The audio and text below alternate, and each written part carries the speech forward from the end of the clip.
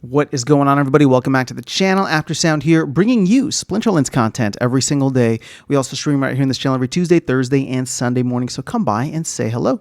This video is also brought to you by two things. Since we don't do any sponsorships here on the channel, I'll go ahead and shill these out. The first is my music, which is available anywhere you stream music. It is under the name Aftersound, of course, so check it out. Let me know what you think. And the second is a new podcast that I just launched called Chasing Infinity. It is myself and ChatGPT as my co-host. We cover a wide range of topics, and a recent episode does cover Splinterlands and Web3 gaming. So check it out. There are links in the description below, and I appreciate the support. Okay, let's go ahead and jump into a topic here, and I want to give a shout out to Coldaz on the in the comments who inspired this by saying what's going to happen with Rebellion is essentially what happened with Untamed, and this is a bad thing, meaning that, you know, Rebellion is going to be super scarce, and once Modern rotates over, it's just going to suck for everybody. Now, here's the thing that I'm going to make I'm going to have a hot take here, although I don't think it's that hot. I just think that a lot of people haven't really thought through what the hypothetical would be. And that is, yes, Untamed was quite scarce and therefore the dominating factor when Modern format came around, because it was Untamed as the old set and Chaos Legion as the new set. And therefore, you know, Untamed essentially dominated. Anybody who had Untamed cards, they were quite good, right? They were quite popular. But as we got through the release of a lot of the Chaos Legion airdrops, and specifically the Chaos Legion legendary summoners, I do feel like there was a much better balance in the game.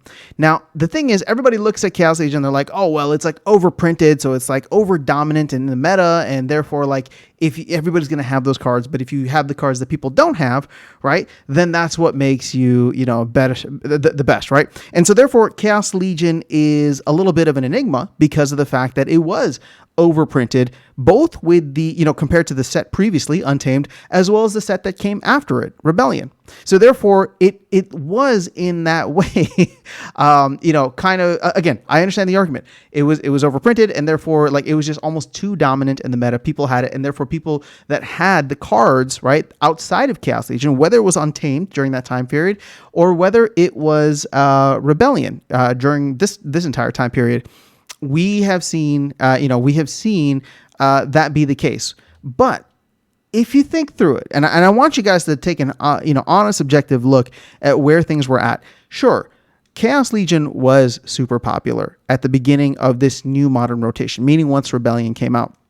But if you compare where Chaos Legion's set was in terms of the legendary summoners versus the early, just the rare and common summoners for Rebellion, I mean, it was a night and day difference. It was the same exact thing where people who had the legendary summoners from the previous set were at an advantage for the time period until the legendary summoners for the current core set were out.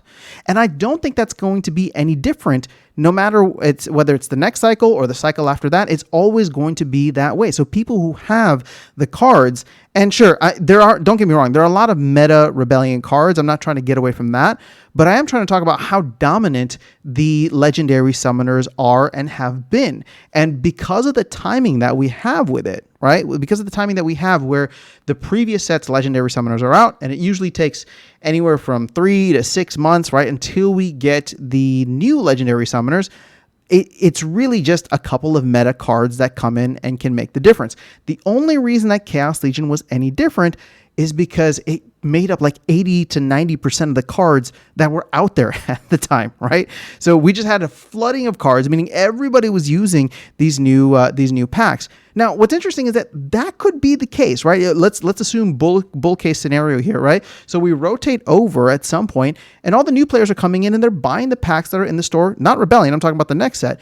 And so therefore, Rebellion is going to be similar to what Untamed was, but I don't think that that's necessarily a bad thing for many reasons, right? I don't think that's a bad thing, right? One, it preserves Rebellion value. So everybody who bought in Rebellion is going to be feeling pretty damn good about it. And that might lead them to then buy into the next set thinking that, well, hey, The team has turned things around. We've cut off so many different faucets, right? For SPS, for DEC, for cards, right? In a way. And now we're in a position where a lot of cards are holding their value. And in fact, I think that would be a phenomenal thing to inspire confidence back into the ecosystem. So I don't view it as a negative. And as I said earlier, the dominance of the previous set, I don't believe is necessarily due just to its scarcity. Yes, there are certain cards here and there that are going to be fantastic, but guess what? You can get that same dominance from certain, promo cards. So, for example, let's go back to Chaos Legion. Yeah, a lot of people were like, "Oh, Rebellion cards are super." Untamed cards are super, dominant, especially the Untamed legendary summoners, right? But there were certain cards for Chaos Legion where, you just had to have them, right? Dr. Blight probably being one of the big ones, right? And over time, because there were so many in the mix, right, whether it was promo cards or other cards, they just ended up being, everybody who was a serious-ish player ended up having access to them either by buying or by renting the cards. So we're going now into a situation that I think is completely different. The amount of Rebellion packs that have been printed, I believe is, roughly equal to whatever the community feels is good. Now, I hope that there'll be another 50% printed, right? Because we're only at about 1 million right now, and I'd love to see that 1.5 million number hit. But that doesn't include me, right? I don't have any packs. I have barely any cards, and I'm sure there are many others in my position that have just kind of been sitting and waiting. So again, I don't view this as a negative thing, because when I look back at the time period of Untamed and Chaos Legion in modern format, in my opinion, it wasn't necessarily a bunch of Untamed cards that were super dominant. Sorry, I should say Untamed units, right? Yeah, certain cards here and there. It was mostly the legendary summoners. And once we started getting our own legendary summoners for Chaos Legion, I do feel like the scale shifted a little bit. And you'll even probably find a video of me getting super happy about the fact that, dude, I was able to beat Jotun with Kelia or Kitty with Kelia, right? And that was before any of the Chaos Legion legendary summoners came out.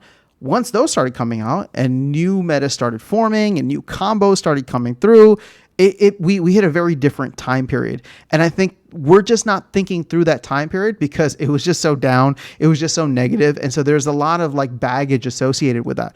But just objectively looking at it, I think every set is always going to have that impact where the dominant cards, primarily the legendary summoners, are always going to dominate whatever the next meta is. And if you do not have them, right? If you do not have them, you are going to struggle, because even the tactics, right? Even the new tactics of Rebellion could not compare. And I'm talking about the rare cards. They could not compare to the legendary summoners for Chaos Legion. At least for me, right? I noticed that I was beating a lot of them. Don't get me wrong. There's still some really fantastic cards there, right? If we look specifically at summoners, there were some fantastic combos, right? Avina the Wolf was super expensive early on. I know that I lost some games to Underboss Fabino, and of course, Akane was super popular.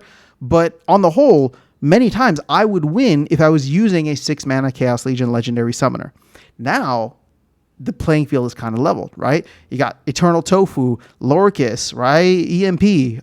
So I'm looking at things very differently, and I haven't really played much in the modern meta. In fact, I've just started working my way up the ladder, and we'll see how I do with just Chaos Legion now. But my guess is that it's going to be like the reverse of Untamed, right? Where it's like, instead of me not having Untamed, this time I'm not going to have Rebellion, and I'm going to be suffering the same thing. But no matter what, once things rotate forward, the new people are going to suffer, right? Whoever has the new sets but doesn't have Rebellion are going to suffer. And that's where, in my opinion, if Rebellion holds its value well, that's fantastic. And if it doesn't, because of the fact that many people start buying in, well, guess what? We're going to activate the flywheel. And if these cards, right, Lorcus, Cryptic, if they go down a couple of bucks because all of a sudden there's so many of them more out there in the ecosystem, but we've also locked up 1 billion DEC in the DAO, and SPS is, doing multiples, I think everybody will still be happy. That's just my opinion, right? Just my perspective, my prediction. So that's all I have for you guys in this video. Let me know your thoughts in the comments below. Otherwise, I will catch you all in the next one and see you around the game. Take care.